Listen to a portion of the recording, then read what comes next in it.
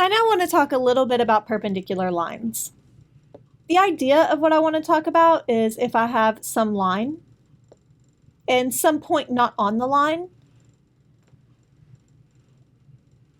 it seems common that I can just draw a perpendicular line passing through that point. However, I want to show that not only can we always do this, it's also going to be unique. So if I have a line and a point not on the line, the perpendicular is going to be unique. I'm going to start with the existence of this line. There exists a line perpendicular to a given line and passing through a given point not on the given line. So I have a line and any point not on the line. I can actually draw the perpendicular. To start with, we're going to let P be the point not on the line, and we're going to pick Q to be any point on our line. We can also definitely say that the distance between P and Q is less than alpha. If it was actually equal to alpha, then every line passing through P would also pass through Q, and every line passing through Q would also pass through P. So that would mean that P is actually on this line. So we do have that our distance is less than alpha. If the line passing through P and Q is perpendicular to our line L, then we're done. So instead, we're going to assume that this is not the case. We're then going to pick another point R on the line that's different from Q, and we need the condition that QR is less than alpha.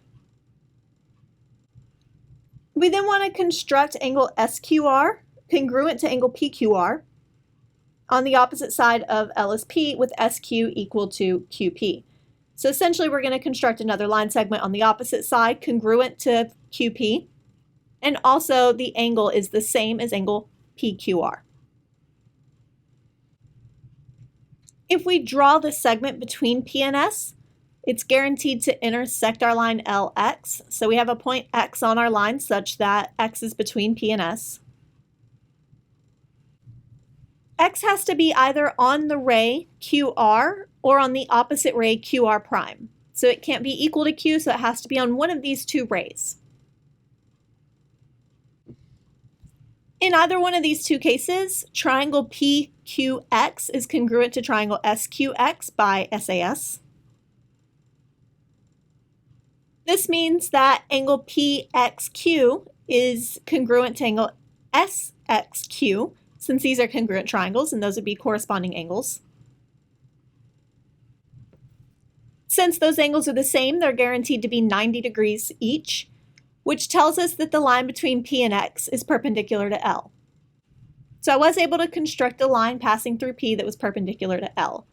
I haven't yet proven that this is the only line. I haven't proven that this is unique, but as of right now, we do know that it is always possible.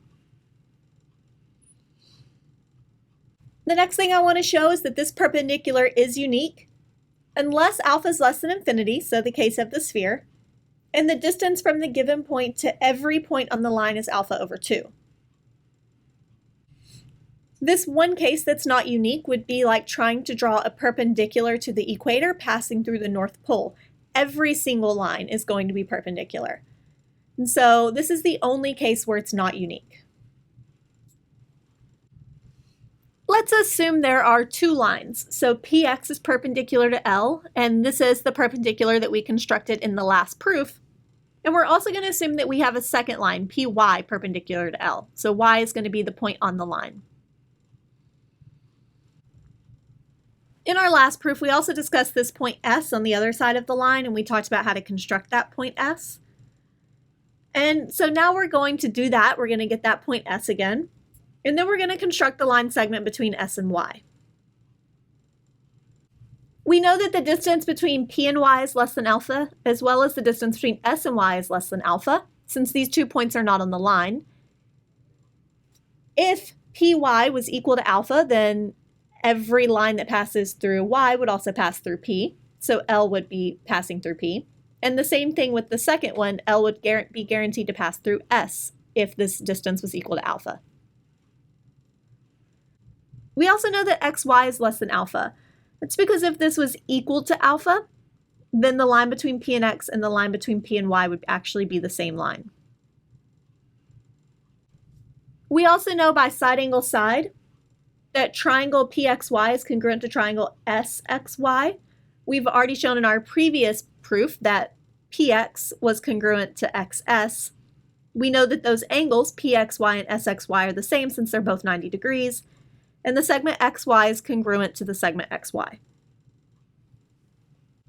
Since these are congruent triangles, the measure of angle XYS has to be equal to the measure of angle XYP. We already know that one is 90 degrees. So that tells me that my line YS is also perpendicular to my line L at the point Y. Since Y is a point on the line, we know the perpendicular to L at that point Y is unique. We're trying to show it's still unique if it's not on the line, but we've already discussed the fact that if it's on the line, the perpendicular is unique. So that tells me that the line passing through P and Y is the same as the line from Y to S. This means that my lines PX and PY have 2 points in common, both P and S. The only way for this to work is if the distance between P and S are equal to alpha, so they are the polar opposites of each other. We also know that the distance between P and X and the distance between X and Y is the same. So the distance from P to X and the distance from X to S are both alpha over 2. And we can actually show this holds for any point on the line. There was nothing unique about X or Y, or in fact any other point. If I go back up to my picture and label any point Z not on the line, I can draw this triangle PZS.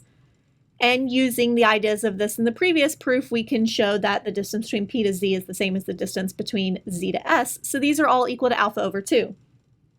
So the only time this is not unique is that alpha over 2 case, where I'm talking about something like the equator and a pole.